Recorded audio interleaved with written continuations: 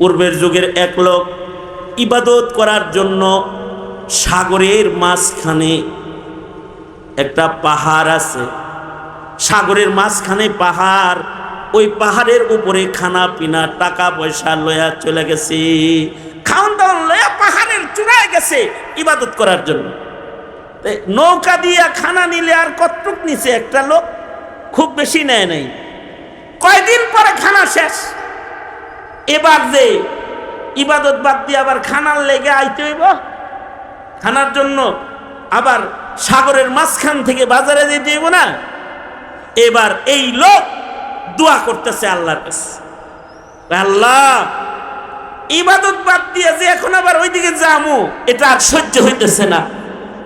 আল্লাহ আপনার গোলামি ছাড়া অন্য কিছু তো আর ভালো লাগে না, সামান্য সময়ের ইবাদতের বিরতিটাও আমার বরদাস্ত হইতেছে।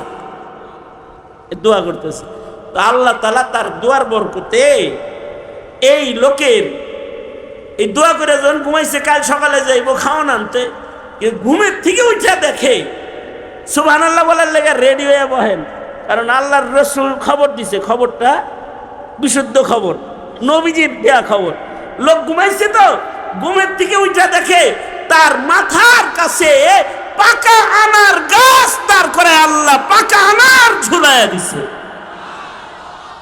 তার মানে এন্টার যাওয়ার দরকার নাই, একটা করে আনার ছিঁড়ো আর খাও আর ইবাদত করো। আবার নজর করে তাকায় দেখে সাগরের ভিতরে চতুর্দিকে তিতা পানি, কিন্তু তার মুসাল্লা যে জায়নামাজ বিছাইছে, জায়নামাজের পাড় দিয়ে মিষ্টি পানির ঝর্ণা একটা আল্লাহ চালু করছে। আল্লাহর রাসূল বলেন, এইভাবে মিষ্টি পানির ঝর্ণার পানি পান করে আর আনার খেয়ে খেয়ে সে 500 বছর লাগাতার, কত বছর? 500 বছর লাগাতার আল্লাহর গোলামি করছে। একটা সেকেন্ড আল্লাহর পছন্দের বাইরে সে কাটায় নেই। 500 বছর আমাদের হায়াত হলো 40, 50, 60 বছর, এর ভিতরে ডেলি 24 ঘন্টার ভেতরে 24 ঘন্টা ইবাদতে কাটানোর মতো শক্তি সামর্থ্য আমাদের নাই। আর উনি 500 বছরের ভেতরে একটা গুনার কাম করেন, 500 বছরের আল্লাহর হুকুমের খেলাফ চলে নাই, 500 বছরের ভেতরে মানুষের কোলাহলের ভেতরে ঢুকে নাই।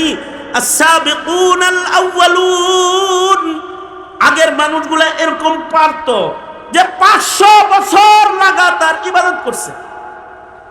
আল্লাহর রাসূল বর্ণনা করেন, সে মৃত্যুর আগে আল্লাহ তাআলা তার সাথে কথা বলতেছে, হে বান্দা, যা তোর ইবাদতে আমি খুশি হয়ে তোকে খাতেমা ইমানের সাথে দান করলাম, আর আমার রহমত দিয়া তোকে বিনা হিসাব আমি আমার জান্নাত দান করলাম।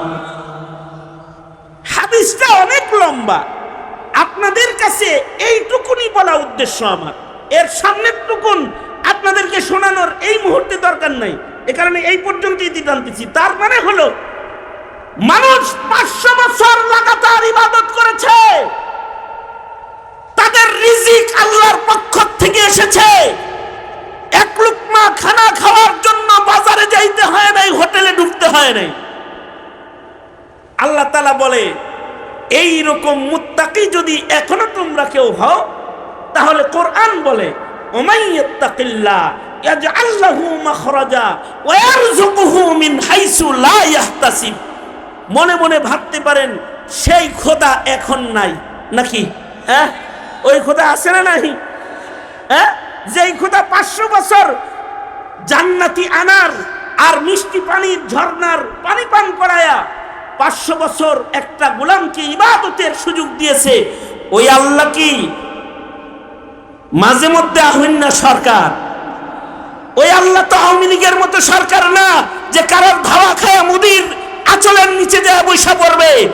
ওই আল্লাহ ক্ষমতায় মার্কার ভোট আর নির্বাচনের পদ্ধতিতে ক্ষমতায় কিছুদিনের জন্য যায় আবার দেশ ছাইরা দেওয়ার সরকার না।